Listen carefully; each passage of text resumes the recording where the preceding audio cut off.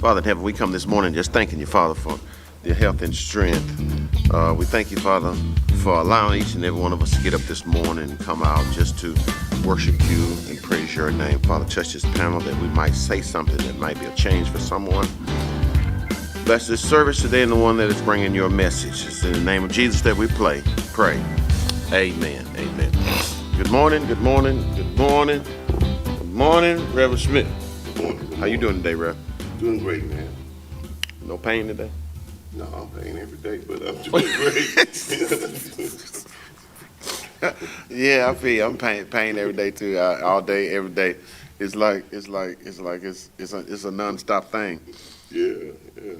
Yeah, but I'm here, you know. I'm here. Yeah, I'm still yet standing, still holding. So, Pastor, how you doing? I'm good. How you doing this morning? Good. How was your honeymoon? Didn't have a honeymoon, man. You didn't have a honeymoon? No. You just went out the country? Yeah. My stuff was planned way before. I don't plan last minute vacations. Uh-huh. So our vacations is planned a year in advance. Man, So as soon as we end this vacation, we already planned next year's vacation. Oh, okay. And then they just so happen to plan their wedding around. And I told them, long as it's done before or after I come back on vacation, I don't care how you. Oh, well, I'm you just know. joking. You didn't tell us where you was going. You just said you I was still going. don't tell y'all where I'm going. And so we thought, you know, when your daughter got married, it's, y'all might have went on vacation. It's too expensive to do a last minute vacation. This is true. You gotta do it. If you don't plan ahead, yeah, it will cost you. It will cost you.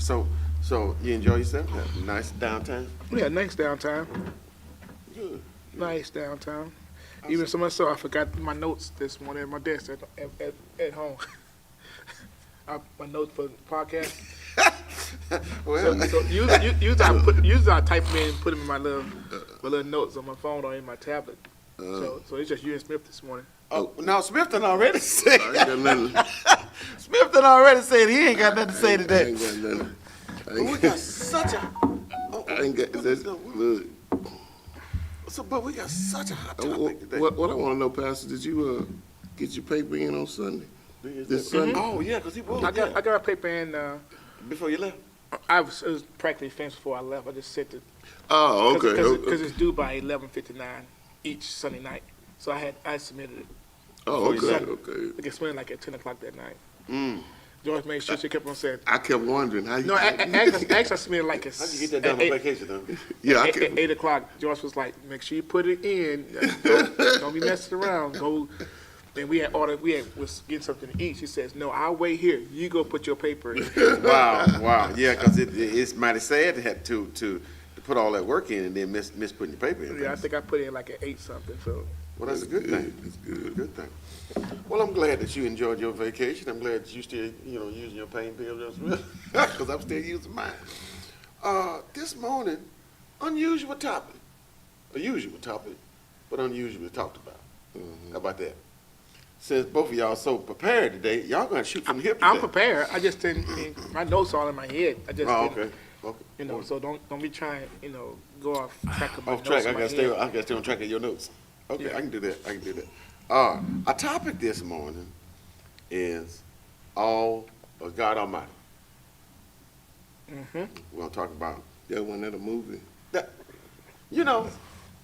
I believe it was. That's what A I couple thought you of were different talking about. One of them was that crazy boy. What's his name? I can't think of his name. Bruce Almighty, wasn't it? Mm-hmm. Yeah. Yeah. That's where I thought There's you a was couple of coming. them like that. That's where I thought you was coming from. I thought we no. was gonna talk about the movie. No, we're not gonna talk about Bruce Almighty. Go for it. We're gonna talk about God Almighty. God Almighty. The God is the omniscient, the all powerful. But my question this morning is, God, the one that formed together, some dirt and blew into it and made man, the one that placed the stars in the skies, the one that created heaven and earth. Why did it take him 6 days to create the earth? Who said it took 6 days? Well, I mean, that's what Genesis 1, first chapter in Genesis, and then the second chapter up to the third verse said over the course of 6 days, he You realize that God doesn't deal in time. yeah, So he had to establish time. okay, How did he establish time? By creating time. Okay. And so the question is, why did it take him 6 days? It didn't take him 6 days. He was establishing time, something that had never existed before. We keep thinking that when God created the heavens and the earth, he created something from that did not exist. Right. So he foreknew what we need to have, so he created time. You realize the one thing that across the world is standard, that Time. doesn't change? Right. It's time. Yeah. Whether you do it in 12-hour increments, 24-hour increments, it's standard. Whether you do it in whatever time you do that, it's all 7 days. Nobody has 8 days. Nobody has 10 days. Everybody who's everybody has a 7-day week. Okay. So when to do that, to do something that was never established, God created a day, and by creating a day, He created a day. And so because everybody keep asking, why it took him 7 days? God, he could have did it. He could have did it in 7 minutes, but I know he needed to establish 7 days. Okay. You realize, I mean, that's a basic thought, is that there was no such thing as days.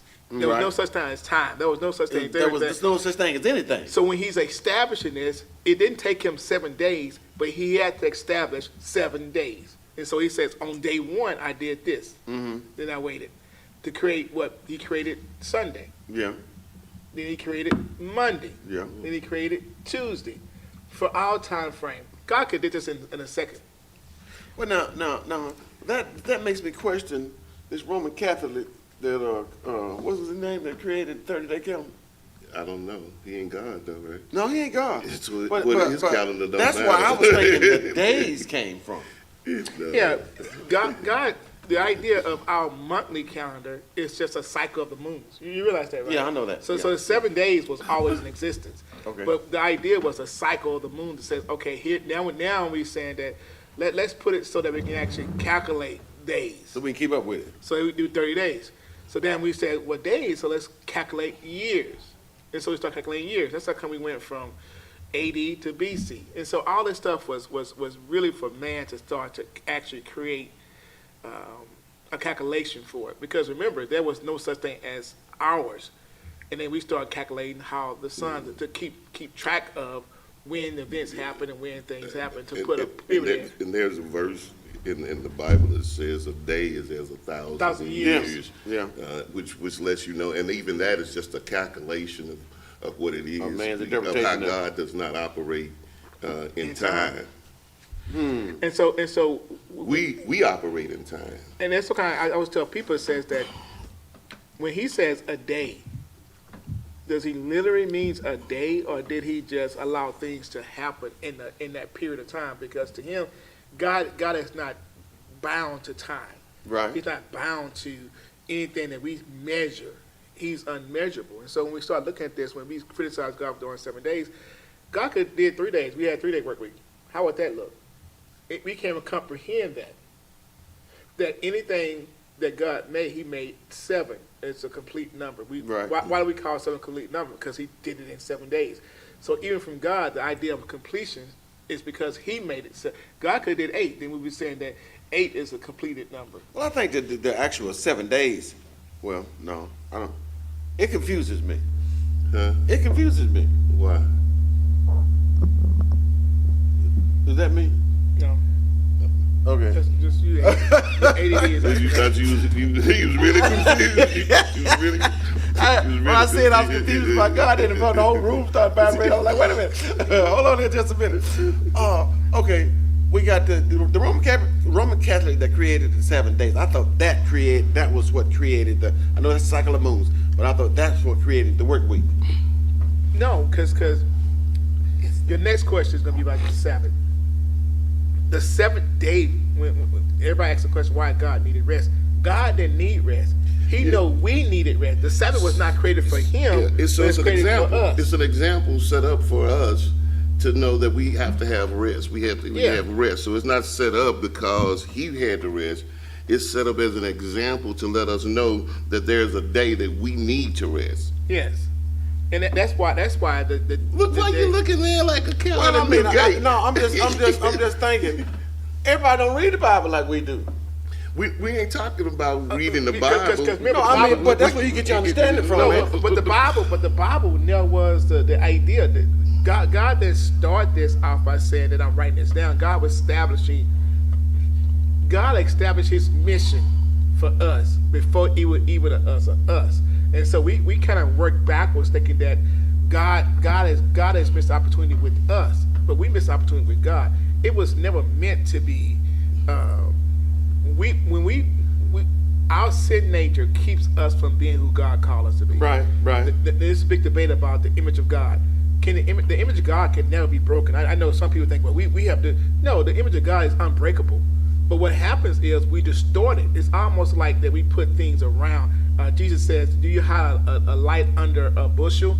And so from that idea is that we distort God's image because of the stupid stuff that we do.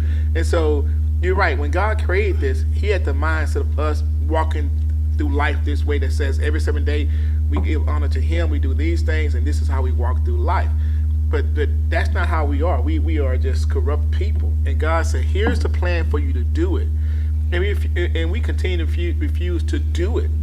And so God makes adjustments throughout. And whether you read the Bible or not, when you wake up in the morning, the sun is going to rise in the what?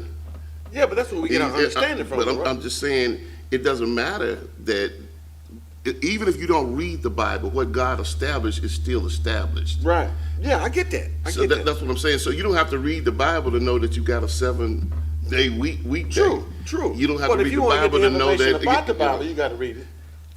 No, because watch this. Everybody, because 7 days has been established. Nobody questions 7 days. You know that? That's right. Nobody. I agree. 24/7. We had this conversation that people say, we're open 24/7 Saturdays and Sundays. I kept on saying that's repetitive. That doesn't make any sense because 7 days is 7 days. If you say you open 7 days, 24 hours a day, that means why you have to put in? Because somebody said because some people don't understand. They'll still question. Are you open up on Saturdays? Right. Yes, it's 7 days a week, 24 hours a day. So it means I can call you at 3:00 on Sunday. Yes, that's 7 days, 24 hours a week. And so the comprehension of 7 days is 7 days. We got a question from Bro Walker. Sister Peterson, could you make that screen just a little bit bigger? I can't. It's not on that screen. Brother Walker is asking this morning. He said it might be a little bit off topic, but people say that the Sabbath is supposed to be on Saturday. Which Walker is it? Darius. I think. Yeah, Darius. We got another Walker? No, I'm just asking. Oh wow. Okay, his question is, he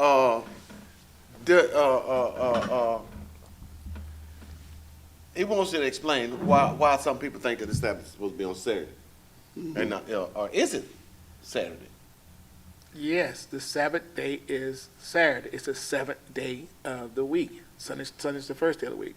But the idea of the Sabbath, remember what the Sabbath was established for. Right. The Sabbath was established for us to kind of rest and give honor back to God. Right. That transition throughout the New Testament where you start to see them now taking Sunday because now we're all inclusive. The Sabbath was up for a set of people that everybody wasn't included in that idea of the Sabbath when we look at it. And so now that we're in a new dispensation, we are actually on Sunday. We worship the day that Jesus Christ rose on Sunday morning, and that allowed all of us to be a part of that. And you'll see constantly throughout the New Testament it says that do not forget the assembly on the first day of the week.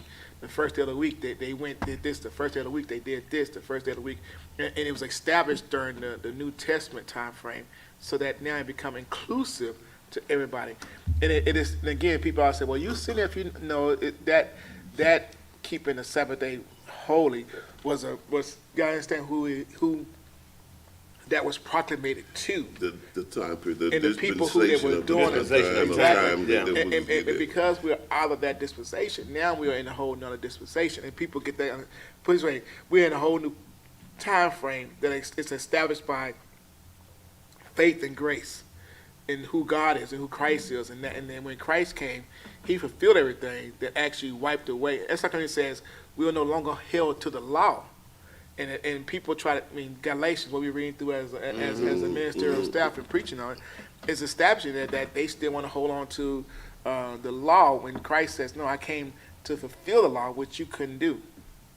Well, Sister Van Smith said what she think is that God had a vision, and he was able to make his vision a perfect reality in 7 days.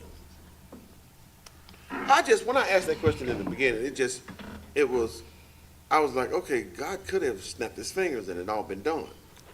But I get it now. It wasn't about what he was doing. It was about what he was showing. Yeah, and again, God is not bound by time. So he already knows the future, which we see as a time frame. He knows it.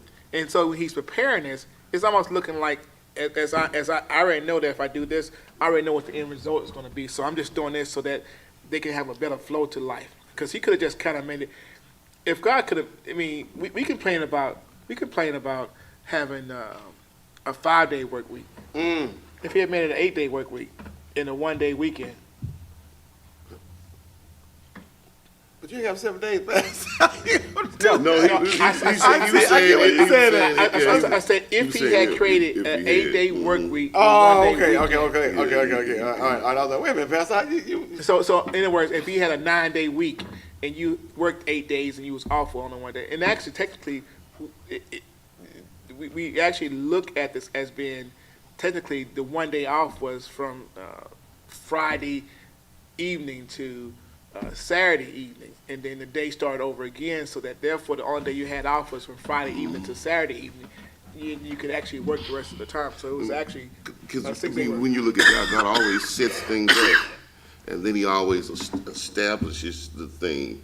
Even in the garden, he set the garden up, and then he established, this is what I want you to do with that. So most of the things that we're talking about is not because God couldn't or could not do it. It's not for him. It's all for us. Because if he doesn't establish things, then what will we be? He has to set it up so that it's for us. So we can so God didn't get tired and say, oh, I got to go to sleep. What he said is that I'm going to set this up as an example for them that they need to take a day of rest. Yeah. And we can't lose sight of this. God established his ministry, his mission to say, even before there was a creation. When God created this whole idea, it was the idea that I want the group of these people to be conformed to that means the end goal is to be conformed into the image of Christ. Even before we knew it was a Christ, he already had the plan of salvation in place. We make it sound like God made this up on the fly. There was no make it on the fly. He established everything with a purpose. It's almost like saying that when we put together a plan, we like this plan. Look here. We're gonna leave. We're going to Colorado. Get to my house by 5:45. We're gonna be packed up by 6:15, 6:30. We heading to Colorado, and that's the plan. So you laid out that we leave at 6:30. We're gonna get breakfast at this time. So you had this idea of what you was gonna do. God is not like that. God had the end. God already knew what was going to be end from the beginning. God is not planning and hoping it works together. His plans are always working together. It's going to say, I already know who's going to accept this because I know what path people are going to take. This is not, and what I want people to understand is that God is not making this up on the fly. To us, it seems that way because we want things to be in a perfect world. We don't want little kids to be killed. We don't want people to die that's close to us. We don't want we don't want these disasters because we'll say this, man, why is God allowing this to? God knew it was going to happen before it even happened. That the things that would go on. And he says this, he says, but what happens through this whole process, we have the ability in our efforts, because he made us free will people, to let God shine his light in our life even more so because we choose even greater the things he would have us to do. The Sister Bowman said, just make it simple. Jesus said, every day is Sabbath. Because the Pharisees were trying to make it so much important for that one thing to occur that they put more emphasis on that one thing. And Christ says, you're missing the whole point. The Sabbath was not made as a God thing. The Sabbath was made as a man thing. And I think we get that wrapped up, and we still get this idea that we try to see God's vision through our own eyes, and God's thought through our own eyes. He told Jeremiah, my thoughts are way beyond your thoughts. My ways, My ways are way beyond it. My thoughts are not your thoughts. And that gives us a reflection, says, don't just try to see it in God's eye, just believe he's doing it. Yeah. Because what we do is we'll try to put our mindset to God mindset. It's like saying an ant putting their mind in our mind. An ant is very has great ingenuity, can do great things. But an ant can't outthink what we do. But we can see them build these great tunnels and all these great things, and we'll say, man, an ant is very, have you ever just look at an ant's life? I mean, they just very uniform and do all those things, but their thought pattern cannot outdo ours. And that's what we try to do. If an ant could think like we could think, with the abilities they have, they could be. So what I'm trying to say is that's the same thing God does for us. We need to. This is where faith comes in. God, you're working it out, even though I can't see it. He says we walk by not by sight. We walk by faith, not by sight. And so he says, if we could see it, then it's not faith. And so we always try to, this is my big write-up for this time, is saying that we are trying to help God out when God don't need help. We trying to dress up the lemonade stand and make it look out. And God said, just present the lemonade, just present me. Because he says, oh, taste and see a couple times that you will know that I'm God. And so too often, we try to outthink it, whatever, and it's very basic.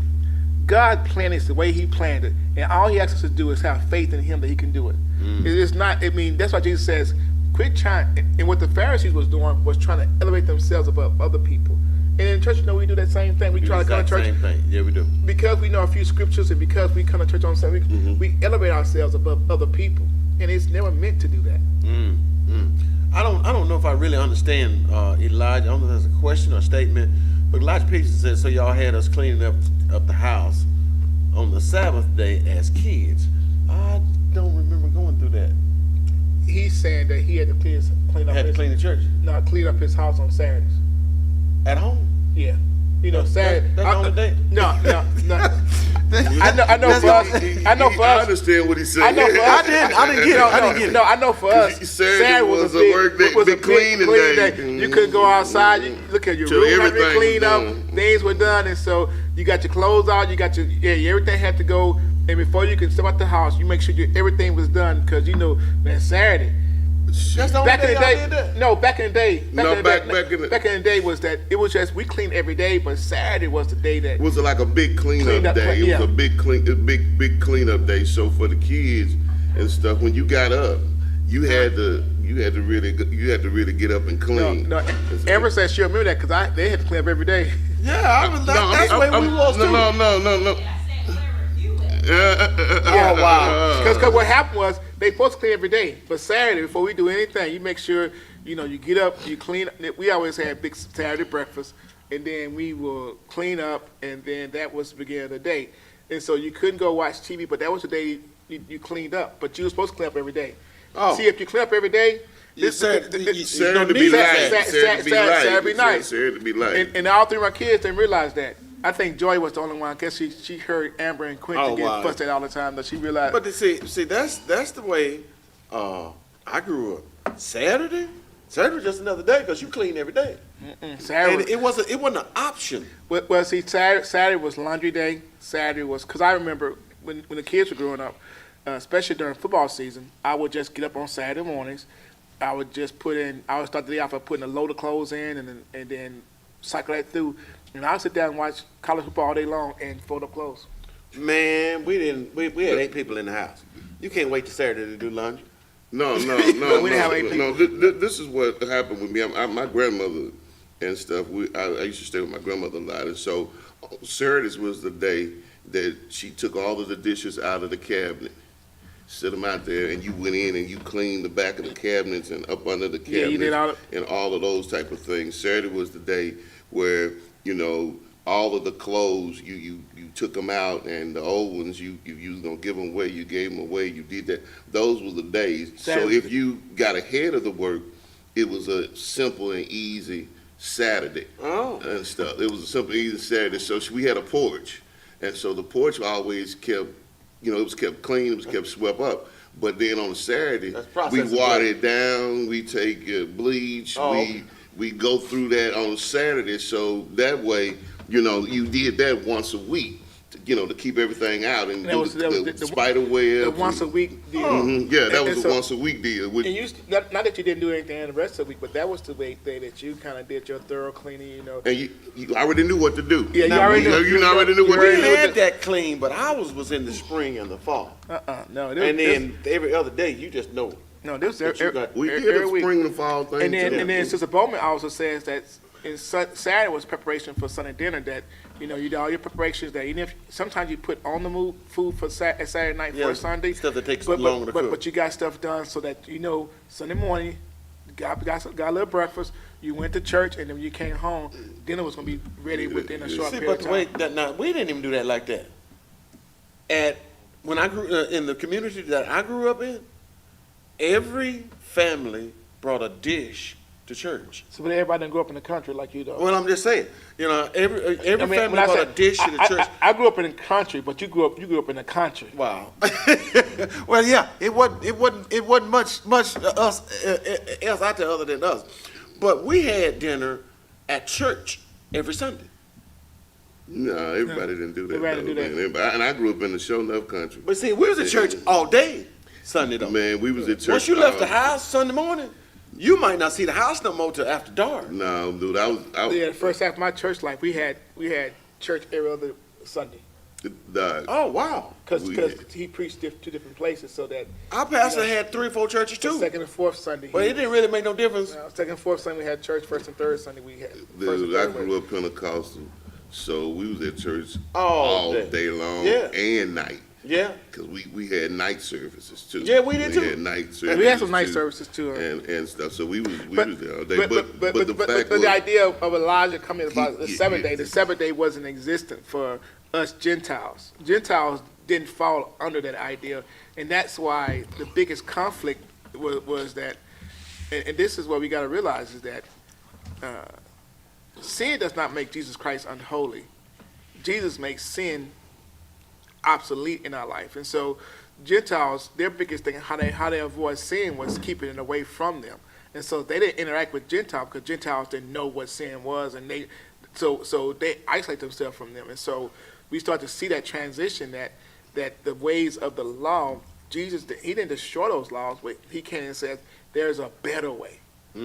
There's a better way. And when we talk about better way, it has nothing to do with what we do. You know what's his bottom line is this?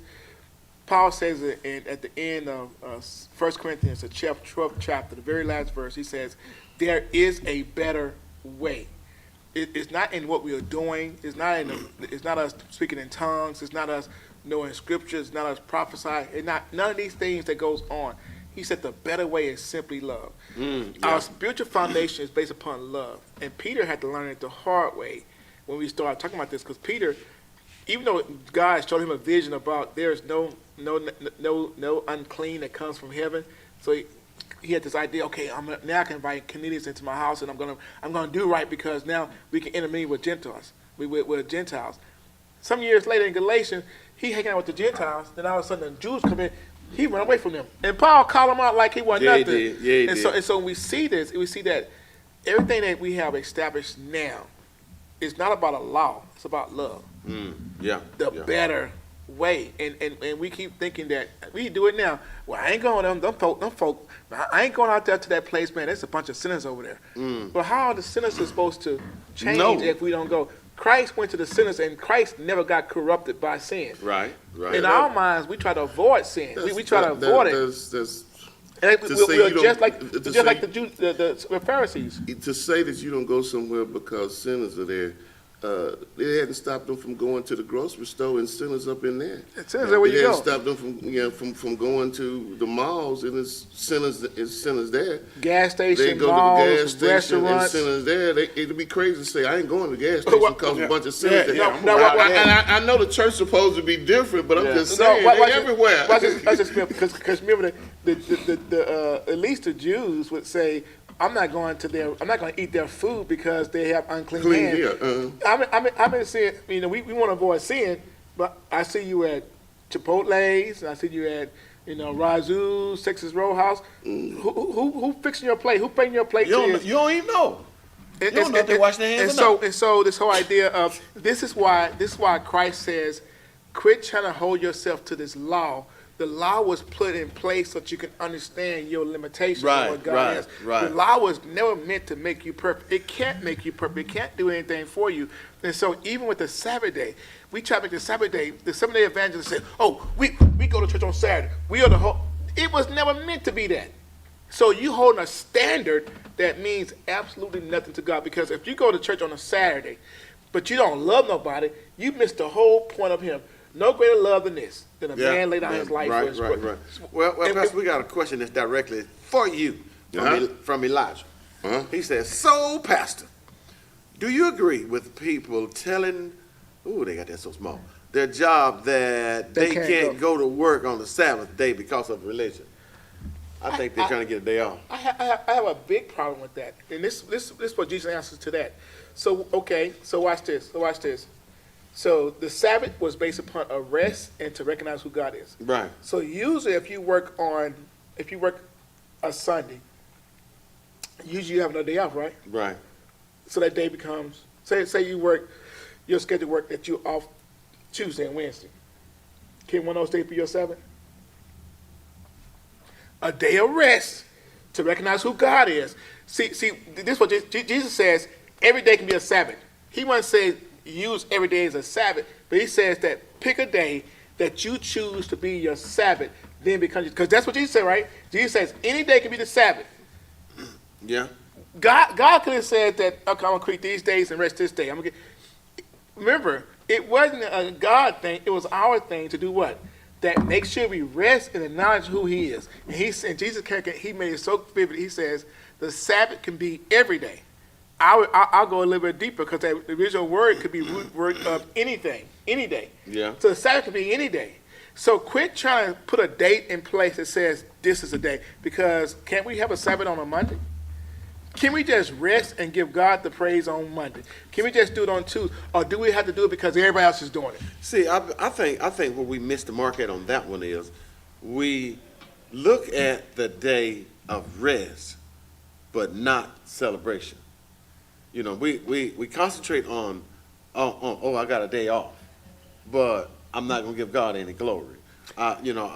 People do that more times than anything. I heard people say, well, on Saturday, that's a Sabbath, so I ain't going to do nothing. I ain't never been to church. I ain't never read a scripture. Yeah. But know that on the seventh day, he rested. So but you do nothing on that day. You don't even give God the whole idea. I don't think that was the whole point. Because Jesus says, he gave a couple of examples. He says, if your animal falls in a hole, you'll save it. But if a man falls in a hole, you won't save him, because this, which is the dumbest thing in the world. You put more value on a cow than you do on a man. Yeah. So that you can say, well, I made it so that if I have to do this, not necessarily work. And so when we literally look at the Sabbath, and I think Smith was saying this earlier, says that we got to stop putting it as a measuring stick or a monitoring system for us. And that's the whole idea with the Sabbath day. Because what good is that if I hate my enemies and I don't? I wish I can tell folk that God's mission was never for us to actually get a report card that we can check out a box that we did right. He says, and again, Paul always says that he uses this word all the time, looking out for one another, doing something for one another. Arion. He continues to say that why one to another. We always should be looking out for each other. Why? To lift each other up. And that's what the whole mission of God was. In the beginning, he said, I made them male and female to go three things: to be fruitful, to multiply, and to subdue the earth. We kind of put that as one thing. Well, he said the fruit had nothing to do with kids. No.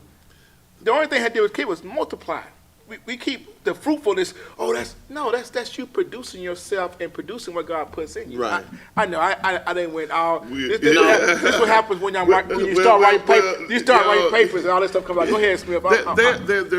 There are some people that I've been a part of that in my job that we've hired that because of their religious beliefs that they came in and let you know that on the paper, and we could not say just because we're not gonna hire you because you got to work on this. Some jobs are very strict on that. Before you fill it out, they say you have to be open to work any day. But if that's not on there, and then they come in and they actually tell you, hey, listen, I don't work on Saturday. That's a religious thing for me. That's when I do this. You can't discriminate. You can't discriminate against them because that's their religious beliefs. Even in when I worked in the prison system and stuff, we had to give the Muslims time to they pray so many times a day. Even in prison, we had to cut if it was time for them to pray. Wow. We had to cut a section because they'll sue you, and they'll win and stuff. So you cut aside for them today. But besides that, I think that we when we start adding a lot of stuff to it and let our minds go, it's a simple process. It's really simple if you just look at it and stuff. God establishes things. Again, He sets them up, and then He establishes them, not for Him, but He establishes them for us as examples to go by. Because one of the things that we're not looking at, I think in the deal we talk about God being omniscient and all of that and omnipresent. I think one of the things we left out, God is sovereign. Sovereign. So He does what He wants to do when He wants to do it, and how He wants to do it. And once He sets it up, I don't care who else comes along and establishes other things. It's all a setup, and it's all Him establishing it because He knows the end from the beginning. So He sets it up and knows this guy's going to come along and set up a 30-day deal. He sets it up and knows this person is going to come along and do this. It's Him establishing stuff for us, not for Him. And again, we all know that God uses man to do stuff, and that person couldn't come with the calendar unless God put in his head to come with the calendar. So our knowledge is established from Him, and so Smith is right. Is absolutely right that when you establish it, so when a job is announced, it says that this job works on Saturday. So when you put it in, it says you realize if you time for this job is a Saturday job. Right. So then you can come back later and say it. But say for instance now when they first started, it wasn't a Saturday. Right. And now that we're going to establish a Saturday, it's established after you have work, and so I cannot say no. And when it comes to religious prayer and all that, you have to allow for that even within we allow for smoking to have smoke breaks. So we allow for stuff to happen. On that same line, Brother Darius Walker, I got another question. He said, do you believe it's fair for other beliefs to be able to have sanctioned prayer time at work and Christians don't? Well, I think the other religions lobby for that and Christians don't. I hate when people say that because you know what? I work for the government, and if I say that, you know what? As a Christian, I need to have prayer time at this time here. And again, it's really predicated around, again, the government. We have for employees, they have a 15-minute break in the morning, mid-morning, and 15-minute mid-afternoon break, and then the lunch break. And so what we say is use those breaks, and those breaks was established for those principles, so that I have people who are Muslim that take their 15-minute breaks on those certain weeks and months that they have to go. They take their 15-minute breaks and they do those things in their office, or they go even at one point because in the government they can use the chapel, and so they know it takes them so many times to get to the chapel, so they do that 8-10 minute prayer there and come back. So we all have the ability to do it. We just don't, as Christians, we just don't.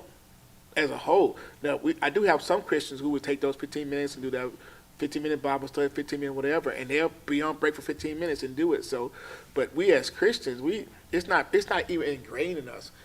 We were doing the prayer thing with New Horizon. Can't think of his name. Tom's dad was doing the. He actually passed out the book, and we were doing it. And I passed out here, and I guarantee. Most people didn't walk through that book because it's not in us to do it. But he was like, wouldn't it be something that we pray along with the brothers who are praying in Muslim, these same type, and each day was set for a specific prayer. Man, that book was, if you walk through the book, it actually walks you through certain prayers for that day. It's not just singular, it's seasonal for the people around the world.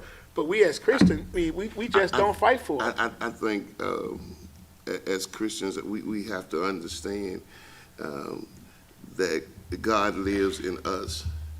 And so unlike other religions, they have certain things and certain ways they have to be faced to do this. I can sit right here right now and have a prayer within my heart. Christians, we can pray anywhere. Yeah. We don't need to set a time aside. We're not wired like that.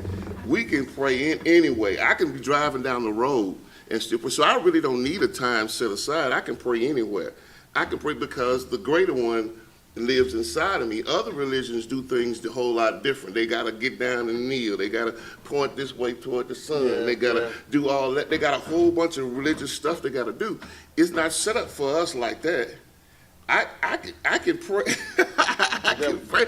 If you ain't even got to give me no time to be set aside to pray, I can pray anywhere at any time because He lives inside us. When He died. Is that why we don't pray? Is He died? No, we have an abundance amount of opportunity. It depends on the person. And again, they have their worldly prayer at a certain time. I know.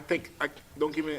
I haven't been on my Muslim a lot, but they have certain days, certain times of the day they actually pray as a nation looking towards east. And like I just said, we don't have a directional because our God is everywhere. And so like Tom says in Texas, it's illegal. It's against the law to work more than 6 days in a row. So if you work 6 days in a row, That's a law? yeah, the company has to give you a day off. Now if you choose to work 7 days a week, they can't force you to work 7 They days. have to make it available. Yeah. So Okay, so there, I know some people that will work 7 days straight. I'm surprised I ain't in jail. They know how. It depends on how you. It depends on how you play it. Yeah. Because independent. ours go out for hours, so you can't work a person like if you give them 8 hours. It can't be mandatory. Listen, if you give them 8 hours or 16 hours or something like that, they still could come back to work and you still can pull it off. You know what I'm saying? Like it's between an hourly thing. As a company, I can't mandate you work 7 days a week. Yeah, okay. It can't be mandatory. Yeah, so Okay. you can't make a person work 6 days and say you can't fire him and say, well, I need you to work. You work you got to work Sunday. I'm just saying that's a 7 day period. I hate to use the Sunday because people say, but then he says, well, I'm gonna fire you. Well, you can't fire him from work because you can't make them work 7 days Yeah, all you straight. gotta do is say you find him for another reason anyway. I mean, we That's a right to work state, so yeah, we can. But we can do it. again, do whatever we want to do. and this is why we have one of these days we're gonna we talk about this all the time, is that we have taken God's basic plan And jacked it up because we've added our stuff. Each religion, each denomination has added a twist to it or something to it that distinguishes themselves from other religions, but it does not mean that particular denomination is right. Ourselves, what is it? The Methodist Church right here. I can't think of it. Anyway, New Horizon, Vineyard, New Horizon Vineyard across the street. We all fellowship together, and only small details separates from each other, and we can go down every church that we fellowship with. We all have something different, but the basis of what we are, 90% of what we believe in. Well, I would say 80% of what we believe in. We believe in the same thing. It's when we start getting into the nitty gritty of stuff that we have put more emphasis on, we missed the mark. And that's what the Pharisees and Sadducees was with Jesus. They kept being competitive because they had made it so much about them and not about the mission of God. And so this great question about God being everywhere and everything and all things and how He set it up very basically. His mission was for us to be more like Him. And He let us have it our way for a while, and we kept messing up. But even then, when we messed up, He says, I'm going to give you a way back to who I am through Jesus Christ. And people still want to accept Jesus Christ. Oh, yeah. It's too simple. It's too easy. Well, now, the question that's out there that was actually the big question of the day was, when I don't understand, when I don't understand the 7-day process, I don't understand how, why it took God 6 days, or is it okay for me to question God? Yeah, God is not us. I always tell people that try, you think God gonna slap you down because you. Look at when But you know that there's people that think that it's not okay. But when you're that big, because we do it, because don't question me because we again put ourselves into God. God is not, he's not moved or slighted or off tilted because we question. Let your kid question you about something. You be ready to smack him down. God's not like that. God is this Father. ultimate power of all powers. He's not. Do we get mad? I always use ant as my example. Do we get mad at an ant walked through our house and walked out of our house? No. Do we spend time? And some people are compulsive about one ant. I'm gonna get that one ant. I'm gonna get that. I'm just saying that that's how it is with God. God is not gonna be like, Edison asked me why I was doing what I was doing with him. Why he not a millionaire? Why he not a billionaire? God is not. God, why did you make me the way I am? God, why did you do 7 days? God, why did you let that child die? Why did you let these people? Why? And again, you don't know my ways are beyond your ways. We don't know why God does this thing, but I like it, like the old people say, by and by. When we get to heaven, I always people gonna say, all my questions will be answered. I get to heaven, I ain't gonna ask no question. I just made it. When I realize I made heaven, it ain't gonna be questioning why. Look here. My mother-in-law says she gonna be walking around heaven. Ain't gonna be worried about why. Look at why is the water blue? Why is the tree green? I'm in heaven, no pain, no nothing. Everything is brand new again. Man, Let me just say this. It's okay to question God because he can handle your questions. He can handle all of your questions. God is a loving father. And what father would get mad at a son that comes and asks them a legitimate question? You don't come in. You don't want them to be intimidated. Matter of fact, as a father, that's what you're there for. You there to answer questions. You there to point them in the right way. And so some people look at God as this boom, he is ultimate, he is powerful, so don't accept. It was a song came out, it was a good song, the song sounded good. The song said, accept what God allows.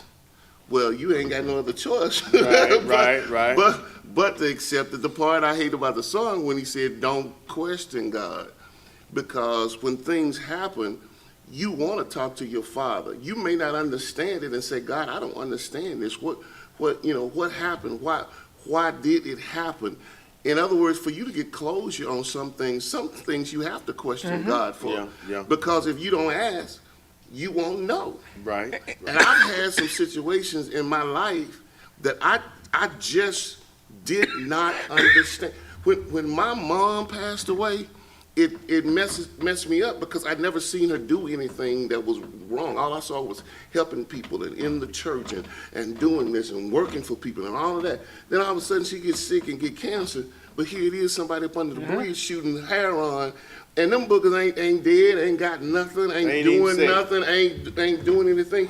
So why take her and why not? Those were questions that I had, and I didn't get some closure until I began to ask God why, and God began to reveal some things to me and stuff. And so, yes, it's okay to answer God because he can handle your questions. Because if you don't, you're going to miss out an opportunity for him to reveal himself and to for you to grow. Because the biggest question we have is those type of questions, Smith, is why this person, not that person? Why this and not that person? That's the biggest question. And God, you know what God does? He reveals you and says that, you know what?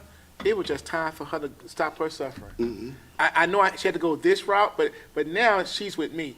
Because I said the same thing. I says, you take away this person, and you kept this person. Lord, I wish you would took this person so I can have this person still. But this person I'm still working on. Yeah. I'm still working. We don't know the plan he has. You got to understand that if this person goes now, they're not coming with me. I'm still working on them. I got some folk coming that way. I got some stuff coming that way that I'm going to show myself, and it might take them a little bit longer to get that way. Need that, and so God is not please because this why and Smith can answer his own way. When I do ask God that question, He doesn't ask me 100% of the time, but if he doesn't answer me, He comforts me. Right. He allows me to kind of go through what I'm going through. It's almost like He allows me to and it's amazing how He does it. He allowed me to go through my little season, but the whole time He's talking to me and saying, and you know He does this whole time. He keeps revealing Himself. And it's growth. I'm the God who opened. And every time it becomes going through my season, giving Him more praise. But when He does answer me, it's so plain, it's so simple. And it's for me now to share that as other people go through that. Right. And I don't have to sympathize with you. I can empathize with you. And now when I'm talking to you, my ministry to you is just that much more powerful because I understand what you're going through because I've been there. And I'm able to comfort that person where somebody else couldn't really comfort them because the one thing that one thing that messed people up when you say, "Oh, baby, it's gonna be okay," it's gonna be okay. I know how you feel.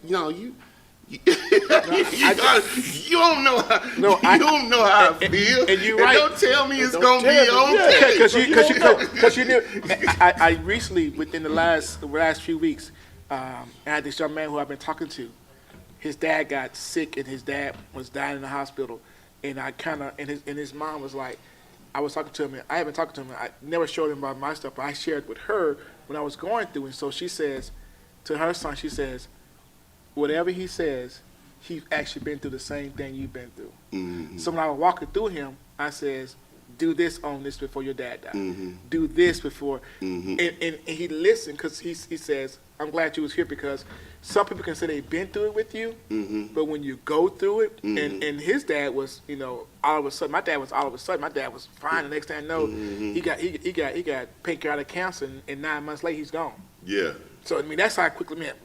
July, we got this information. We in North Carolina doing our thing with North Carolina, and then we get a call from my dad, and I was like, man, and my dad was gone in February. Yeah. So the one thing we shouldn't do when we think about the questioning God thing is we shouldn't do like I did yesterday when I had my 3 grandkids with me. What'd you do? You told them don't ask you no questions, go sit down somewhere? Reverend Smith, Papa, why this like this? Papa, I mean, it's 3 of them now. Papa, why you doing that right there, Papa? Papa, when we gonna go get some ice cream? Papa, when we... I was like, I called my daughter, I said, baby, come get this. but think about it. They're just in the kid stages now. But as they grow older, and they really understand what's going on, and they call you and say, Papa, I need to ask you a question. Yeah. And this question is, and they're serious about the question. Then you're not gonna say that, but right now it's irritating. It's irritating because the questions they answer, it's just it's generic. It's just a generic type of question because they little. If I, and I thought this yesterday, I was like, okay, if I don't answer these simple questions that may be stupid to me, if I don't answer these now, I'll never get that serious question. You break that cycle of it. Yeah. And so that's why Elijah was asking the question. He says, I've heard that yes, you can pray in silence, but the intention was to be like others religious and to actually show the praise and actually get on your knees in the quiet place and praise Him. And I was going to hit that one because Reverend Smith said it's not required. Yeah, nowhere in the Bible is it required that. And so we have 3 different stages of prayer. Yeah. We have kneeling, we have lying, and we have standing up. Throughout constant Old Testament, New Testament is always that way. Jesus saw the Pharisees walking through the little.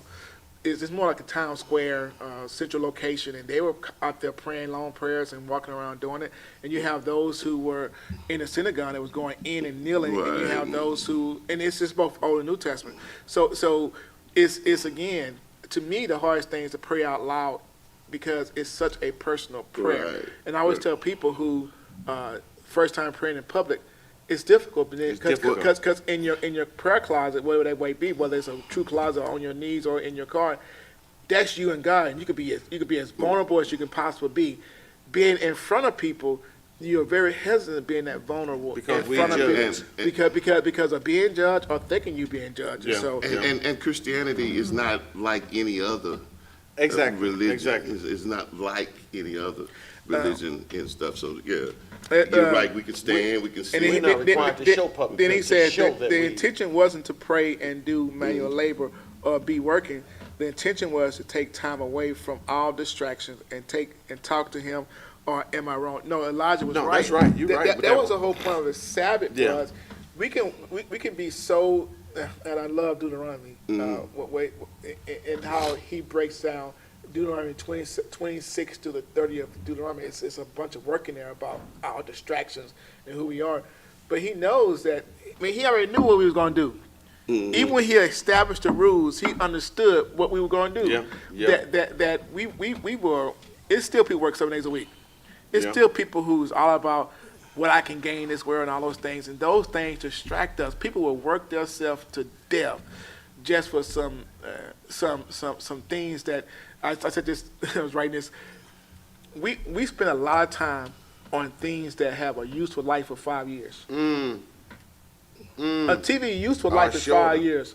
A car useful life is, because as an accountant, we put a useful life in everything. Most things are 3 to 5 years in useful life. But we put I don't care how good that car is built and whatever, the useful life of it is 5 years. Because within that 5 years, you got to replace stuff, You you can got wear to it move out. stuff, you got to do stuff. A TV, technology says that when we start getting technology, a TV is only good for 1 year. Computers outside of the Apple 6 months. It's within 6 months. It's out of it just loses it. I mean, in 6 months they not just caught it and passed it. And so, but we spend a lot of time on stuff that has a useful life of 5 years, and we actually pretend like that's for God too. We put God in a useful life period and say, well, I need God for this period of time. Let me float away. I need God for this period of time. Let me float away, because we have been ingrained. Habits are something that we already think is like, as far as bad habits, but our habit in worship. You realize we have to design a new way of worshiping God with the COVID. Yeah. That's never going to change. Yeah. I don't care You're how right. much I don't care how much we preach or teach. We can try to take it back, but it ain't going back. But watch this. Watch this. Are we actually creating anything that really reveals who God is? No. This whole idea, and I'm actually excited about this week, because I'm arguing against the idea of the internet is a good thing. Being able to touch people from a distance is a good thing, which I believe in communication it is. But in spiritual foundation, the key to spiritual foundation is us connecting. And Yeah. so, anyway. That's a tricky line there. That's Forget good. not the assembly. Yeah, no, right. Why? right. Because And that's a reason. And that's a reason for the. There's a reason. when we had what's his name here, the teacher. Oh man, from Vineyard. My mind. Dustin, yeah. Man, I should go on vacation tomorrow. Man. I know. I should go to work before I come over here, because this is my first activity with my brain outside of being lazy. But he said, remember he says, his good kids, when they went to distant learning, struggled more because they didn't have that. It's something about being connected and close together. There's just something about it. And even though my schooling now is 100% online, it's me grabbing something. It's not me trying to teach. I don't know if I could teach that, because the interaction between what you get in the classroom, because you have more aha moments together. You're less fearful together. Now, man, I'm going through this thing thinking, man, I'm struggling because I want to know what someone else thinks, whatever it is. Exactly. And discussion And you don't boards get just that don't online. because the discussion boards are after the fact. You done wrote this thing down, and Yeah. then you interact. Right, And so right. once you interact, it's like, man, I didn't. Man, if I had a chance to do this. The professor won't even let us get on the discussion board to see anybody else's Until after you answer. answer. So Wow. it's a post response. Right, and then after you answer, then you go in there and see them, and then you supposed to respond to them. And you was like, man, And I'm just sitting there thinking, I was like, man, that's pretty good. So look here. You respond your response is 400 words. Your discussion board is 400 words. Then to them, you do two responses. 250. It's 200 of Yeah, those. 250, And so with that, it's now you're interacting, which is good because now I can see how that person thinks. Like, man, or you have a person who just really deep. You like, man, I'm not responding to him because his stuff is like deep. I All right, understand. well, we done ran out of time, fellas. Great conversation. Thank you, viewers, for coming on. We see you, Sister Hines. Thank you guys for expressing yourselves with us, for asking your questions. Thank you, Elijah.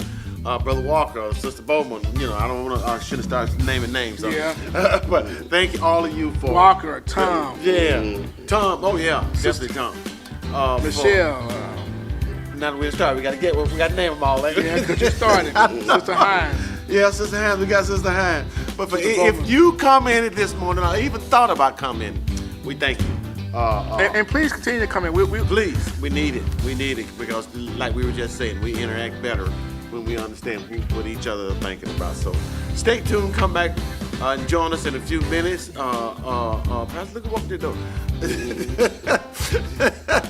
We'll see you back in about 30 minutes for our in-person or our online service. Thank you, God.